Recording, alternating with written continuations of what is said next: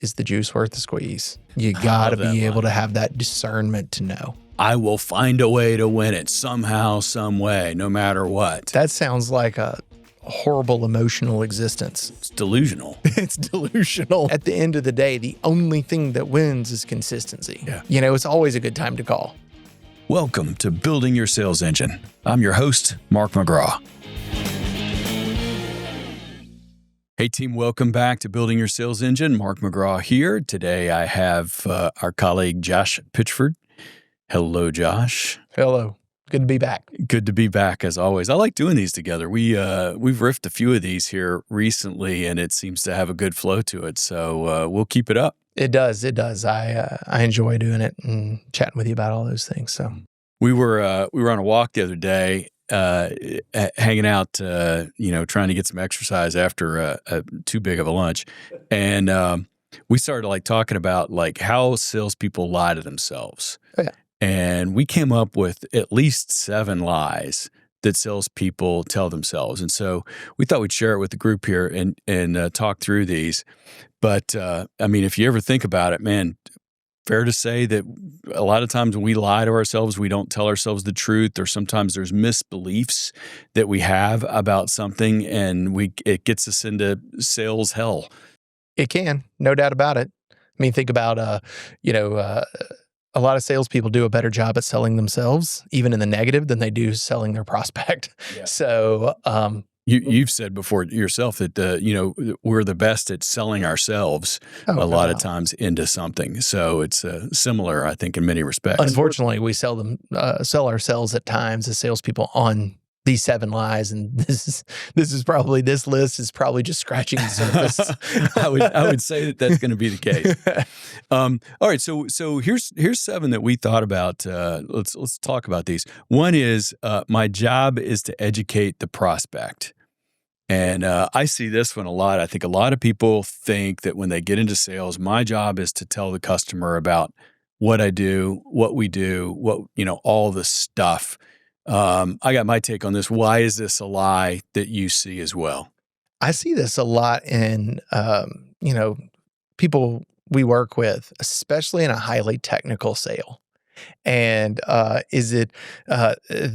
try to credentialize themselves with more product knowledge or whatever, try to almost bond in that way sometimes. But what they end up doing that I see at times is almost killing bonding, because, not to get too technical, talk about transactional analysis, but, one of the child ego states inside of transactional analysis that we talk about is the little professor. And the little professor is, the kind of know-it-all in the room, talks to their prospect, at that they know their system, their product, they know their environment, if you will, better than they do, which, you might have the best intentions, but it just doesn't come off that way when you feel like sometimes you got to overeducate the prospect, and all kinds of things happen after that as well. Yeah, there's a great Sandler rule for that, and that is, your income as a seller is dependent more upon the information you gather than by what you dispense. And I think it really ties to number 1, which is, my job is to educate the prospect. I think a better way of looking at it is our job is to qualify the prospect. No doubt. We need to be in qualification mode every much or even more in some cases than we do need to be in selling mode. No doubt. And, the number of times I've done a coaching call with a client and they're all prepped up on, what's our leave behind going to be and what do we need to prep and all this stuff. And never once does the thought, hey, what questions do we want to ask? What questions do we anticipate getting ever cross their mind? And that's much better use of time to make sure that you're not overeducating, but you're qualifying, like you're saying. Yeah. And I completely agree. And so part of this plan is if you're going to give something, in Sandler, one of our rules is no free consulting. And by the way, I think this is a McGraw law, but McGraw law is know the rules so well that you know when to break them. And I think there is a time for free consulting. But at the same time, if you think about if you're going to educate and give something away, get something back in exchange so that we're in a better position to qualify the opportunity for its reality, which kind of goes to the lie number 2, if we flip over there, and that is, I have to win every deal. And so this one ties to the fact that we're very competitive people. And I think a lie that we tell ourselves is that every deal is winnable. I will find a way to win it somehow, some way, no matter what. And thoughts on your side? That sounds like a horrible emotional existence, because Delusional. it's delusional. That's a good way to put it. I mean, I'd say we're pretty decent salespeople ourselves, and I'm pretty sure that you don't have 100% close rate. Not even close. Neither do I. And so making sure that, we're finding the winnable deals, we should be working on those. The winnable deals, go back to the qualification point, is it even winnable? And, good prospects play their lines, all of those things that we're looking for. Unfortunately, I believe that salespeople use happy ears to hear the good lines, and they filter out the bad stuff. Going back to delusional, and we are always there too from time to time. We always want to hear the good things, but you find ways to sell yourself that it's winnable. But having that a little bit more raw edge to it will probably be a little bit better mindset to have. Yeah, I mean, if you think about the energy that we expend to finish second, which is actually, if you think about it, finishing second is actually worse than finishing last. If you finish last, you might have not put as many hours of selling energy into it. If you finish second, you busted your tail. It's like entering in a 1 mile race or a 5K or whatever. And if your goal is to win the race, okay, you're going to put a lot of energy into it. The thing is that energy you put into it, you're not putting into something else. So if I enter a race, a 100-yard dash against Usain Bolt, I should not be in that race. Right. By the way, I shouldn't be in any race that, doesn't involve a car or something.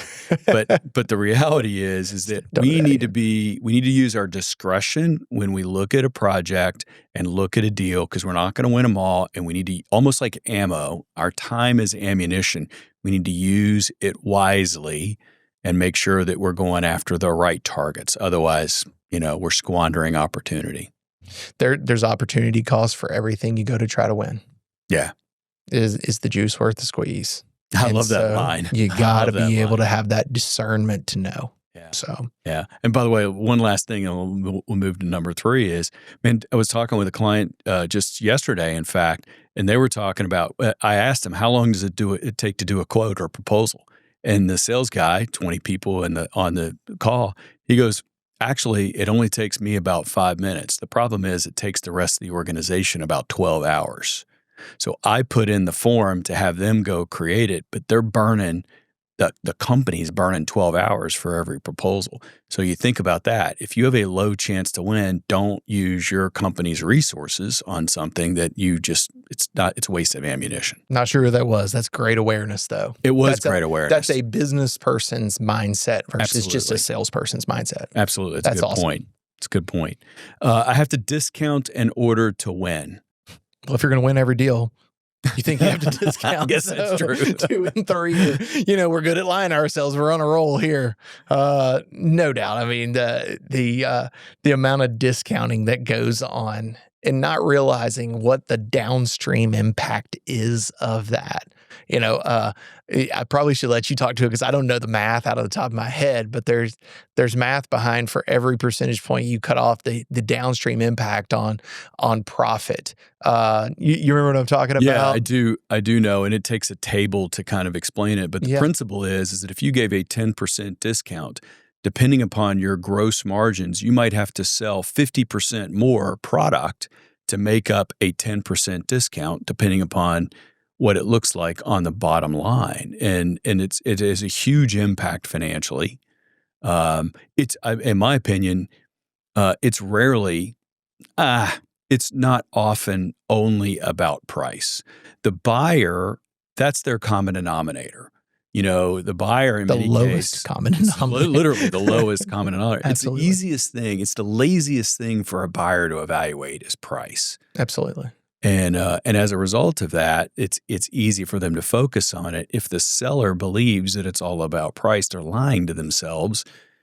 By the way, even if it was about price, I would coach a salesperson and say, just lie to yourself in another way and say, it's not about price, because you have a better chance of asking the right questions and taking the right actions that'll lead to a sale.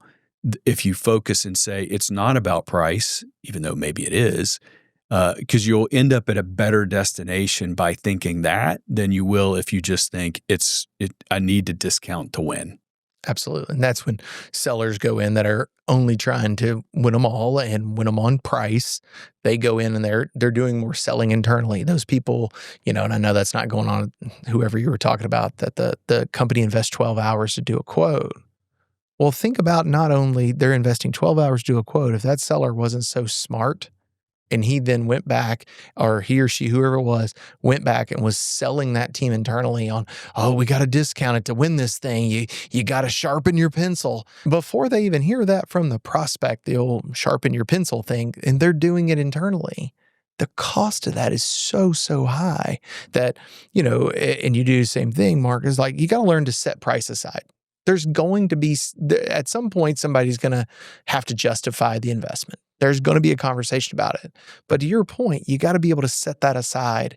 And whether you believe it or not, you have got to make sure that you act a certain way. Going back to our belief wheel that we could talk about here, you got to act a certain way to ask certain questions to make sure that you're focused on what really matters in the sale. Because you can win on price, but you're going to lose on price too. And those other things are the things that are going to keep the business. And a lot of times buyers will say it was a price decision. And look, I just think that that's often not the case. It's a head fake that the buyer is using because there was some other factor that was in on it. One of the things that I see in this in a big way is, let's say somebody's selling something for $1,000, just to make up the number, 10,000, whatever number you want to use. And they go in and they offer, and I'll just use an easy 10% discount on a $10,000 sale. That's $1,000. Basically, what you've just said to the buyer is, I've lied to you in terms of what the value of what it is I'm selling right up front. That's a great mindset. And so one thing for sure that everybody should be doing is if you're going to give a discount, don't give a discount without getting something back. So now there's associated value with it. Otherwise, this is sort of how I trick myself. Otherwise, I've just lied to the customer on the front end and said, what I charged you, I was about to rob you, so to speak, of 10%, because I'm willing to give 10% because you asked. Well, that's just a bad way of thinking about it. And it devalues what we do, both in terms of the product and our integrity. No doubt. You got to have integrity first and foremost. You got to be able to look yourself in the mirror and your prospect in the face, when you discount like that. So another one that we have on here, why don't you, in fact, just jump into number 4? Sure. One of my favorites, it's a bad time to call. Yeah. So, you're sitting there and the mindset I'm having is sitting in front of like, hey, I got these things in my pipeline. They need some follow-up. They need some things done on them. And you're sitting there justifying to yourself why it's not a good time to call or why it's not a good time to do your prospecting or whatever it happens to be. My favorite saying is there's only 3 good days to prospect. That's yesterday, today, and tomorrow. And so, there's, go scroll through LinkedIn. There's all these studies that, they can track with analytics, which analytics are cool. We're living in 2025 where we know things now that we never knew before. But at the end of the day, the only thing that wins is consistency. Yeah. It's always a good time to call. That's what you have to talk yourself into. It's always a good time to call. There's never a bad time to call. Now, there might be better times to call, but there's never. I had a client once. Again, I feel like I had this client. It's half my stories start with that, and but hey, that's what we do. That's what we do. And what I was talking with her one day, and she said to me, sort of just in passing, she goes, "Well, I don't call anybody between 11:30 and 1 because they're at lunch." And I said, well, I'm just curious, do you take lunch from 11:30 to 1? She goes, yeah, I take lunch. I said, do you assume then that every executive and every business owner, every decision maker, that they're all also taking lunch from 11:30 to 1? She goes, well, I guess I was until you asked me that question. And it turned out that for the better part of 20-some years, she never called anyone. You think about that. You lose an hour and a half. And there's a lot of people that go to lunch, but there's also a lot of people like me. There's a lot of times I'm not having lunch. I'm having lunch at my desk, and or I'm hanging out here. And so people are far more reachable, but that's a lie they tell themselves. And we ended up buying her back. Think about it, an hour and a half a day, 5 days a week. It's like 7 hours. It's almost a full work day, potentially, that you can earn back by a small change in her thinking. Yeah. I mean, I was sitting there doing the math, 7.5 hours a week multiplied by, let's say you work 50 weeks a year, multiplied by 20-something years. Yeah, and take a third of that, and you still have a big number. Yeah. So there's never a bad time to call, which is ironic for us to say is, when we're training our prospecting call, it's, hey, did I catch you at a bad time? That's right.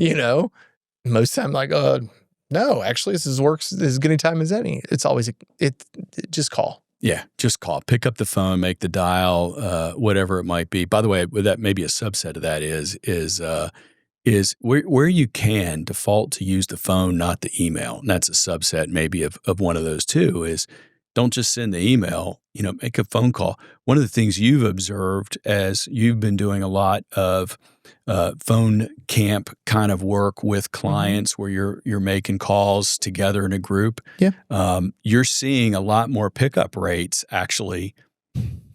A lot of people say pickup rates have gone down. You've seen pretty much statistically just the opposite. Yes. Over the last 6 months. It's, there's something to be said for good info, calling at the right level of the organization, cell phones. Calling cell phones. It's a huge part of Local number, big one there.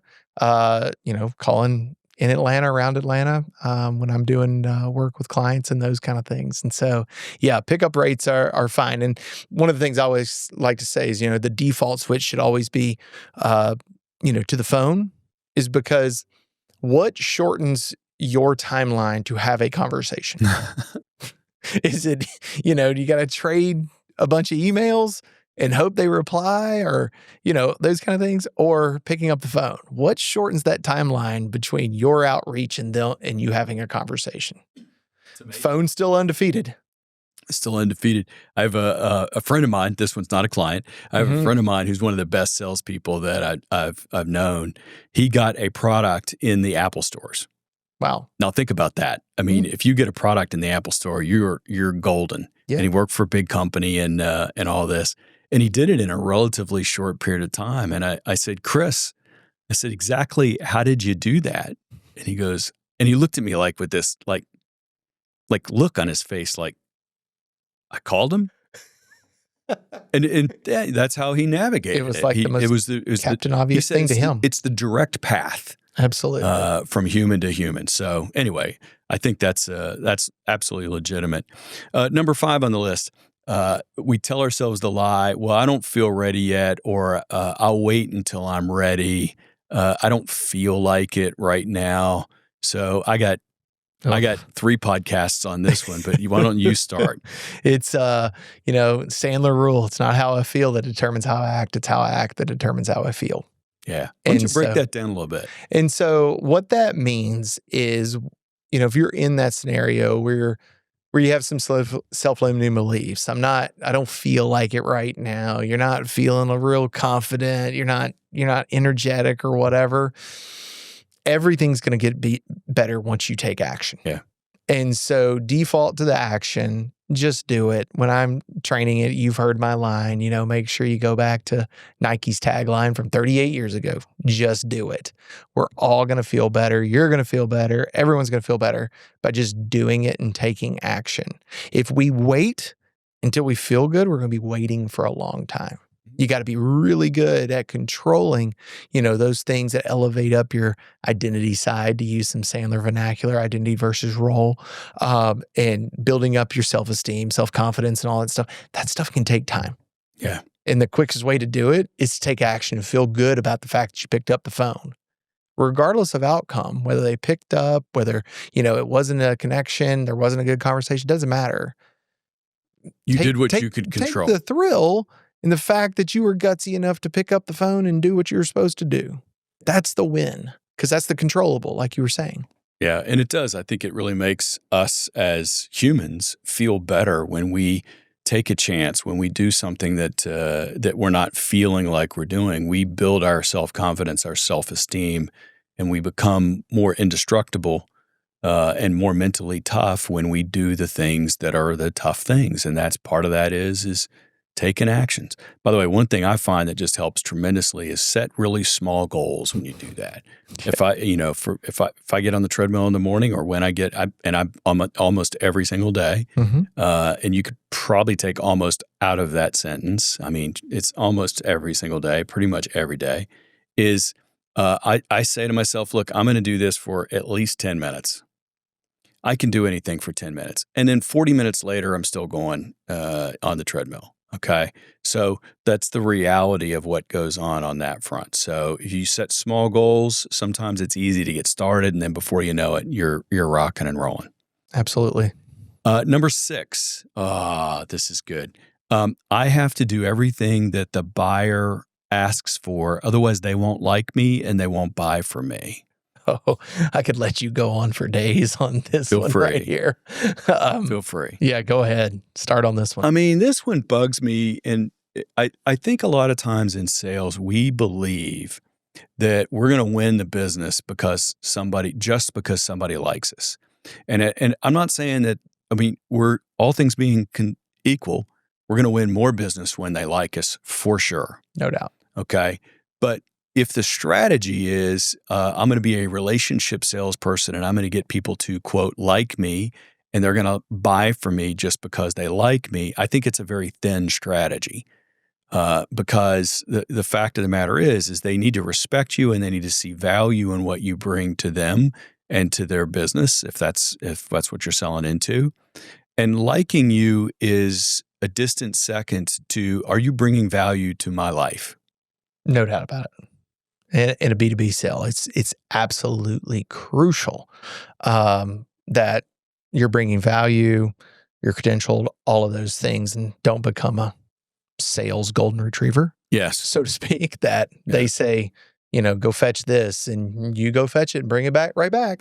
Yeah, right. We're running over there, getting the stick and doing the quote for them, and you're bringing the quote back, and golden retrievers. They give you another something to go do. It's nonstop. And I love the image that we have somewhere and all the stuff that we where we're doing training and coaching. The circus hoops. Yeah. The image of the dog or whatever it is jumping through the hoop. And it's the perfect image for what salespeople at times talk themselves into. Let's not forget, we're lying to ourselves here. That's what this is all about, is that they're lying to themselves that they have to jump through all these hoops. That they're not strong enough at times to ask another question on, happy to do that. Let me ask you why does that matter? How is that going into your decision-making process? And, if I do that, what happens after that? Absolutely. Ask, use the reversing technique to ask a clarifying question to know what happens next and why it matters and all those things. But, to become the sales golden retriever, we think that we got to be liked by everybody. So we just go off and do it and come back for another task and hoping and wishing and praying that at some point it closes. And as one of my clients said one time, the only thing closing business for us is father time. Right? They eventually run out of things to give you, and you hope it's you at the end that wins it. But a lot of times it's somebody that knew how to get things to the finish line that's already won the business. And, to be clear, we definitely want people to like us if at all possible. When they like you, they share more information, you get more knowledge. Sure. A lot of good things come out of it. So, but if you have a choice between doctors, and one doctor over here is a really nice person and they're likable and they're friendly, and the other doctor is the best in the world at fixing this particular problem, but they're like Dr. House from the series. They're as unpleasant, like hugging a cactus. And which do you want to have? You want to have the expert in your life. It's just absolutely the case. So value trumps relationship 9 times out of 10, maybe 10. No doubt about it. Get your respect from being, the trusted advisor and the person that can truly be a guide with them along their buying process versus just doing whatever they wish. So that's exactly right. Number 7, last one is people buy on logic, not emotion. And I'll start with this one. This is a good one. I think there's a great Sandler rule. This one's made me a lot of money. And the rule is that people buy emotionally and justify their decisions intellectually. So what's key to me about that, at least when I see that, Josh, is that they buy emotionally. And I do believe that no matter if you're selling air filters for sewage treatment plants, and yes, that exists. Shout out to my friends at Pure Air. And so if you've got that right there, right, that is still an emotional decision, but it's backed by intellectual specifications, justifications, all of the technical stuff. So the key word that brings those together to me is and. They buy emotionally and they justify their decisions intellectually. It takes both. You got to have both, no doubt about it. And more often than not, you got to have one before the other. Yes. And there's a reason that the order it's in matters so very much because there's an emotional connection to everything. What their emotional connection is found bottom of the Sandler pain funnel, their personal impact, all those things.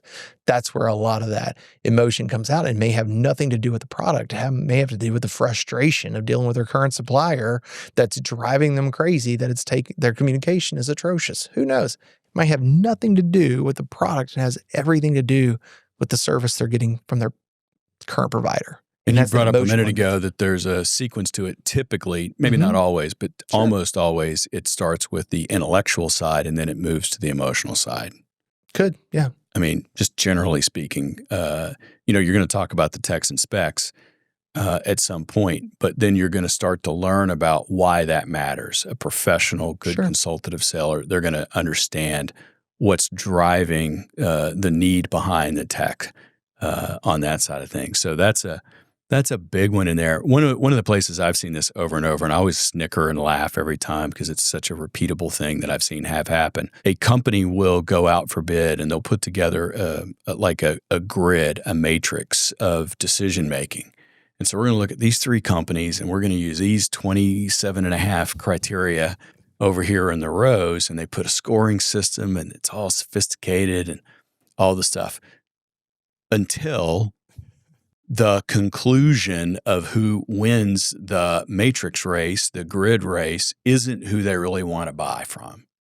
And invariably they will, we need to change the weighting of this over here because they're going to justify that the person who won that scoring system intellectually is not who they want to go with. Right. And it doesn't support their emotional decisions. And they'll rewrite or just toss out the whole spec thing and the matrix and the scorecard for it just so they can make their decision and buy what they really want. Human beings are emotional beings, and they'll throw out logic at times to get their emotional needs met. Yeah, so true. That's the list. I think it's a cool list. We could probably make this. That was 7. We could probably make it 70 if we wanted. But absolutely. I got a feeling we'll get some comments that said that we missed a couple hundred of those. I would love to hear what some of those are for sure. Absolutely. So, all right. Well, excellent. As always, you can reach out for the handout for today and for the notes at buildingyoursalesengine.com. We are always here, ready, willing, and able to go help and support folks that want to go build their sales process and continue to get stronger at their craft. The craft, I might remind everybody, that feeds our families. Okay. And so we're here for you on that if you want to go build out your sales process, whether you're an individual or a company. So look forward to seeing you guys again. And Josh, thanks for joining us. It's a good conversation. I love it every time. Thanks so much again for the invite. So, hey, I hope you've gotten a ton of value out of this episode. By far, it's our purpose to help people make money and have fun and have a good time. We're here to help improve your life, to help you make it easier to go sell or to manage your sales team, and ultimately to go build your own sales engine. Don't miss an episode. Best way to go do that is to make sure that you jump out to buildingyoursalesengine.com/follow, where you can link up to all of our latest episodes. For more information about this episode, go to buildingyoursalesengine.com, where you can download show notes, transcripts, and other information, including handouts and snapshots of this and other episodes. If you'd like to connect with us to talk about how we can help you build your sales engine, and you are either located in the state of Georgia or are referred to us by one of our clients or affiliated by one of our clients, please reach out to us at buildingyoursalesengine.com, where you can click there to book some time with us. We can find out how we can be of help with one another. If you're not in either of those two circumstances, please reach out to Sandler.com, where you can find a Sandler office near you. Be well.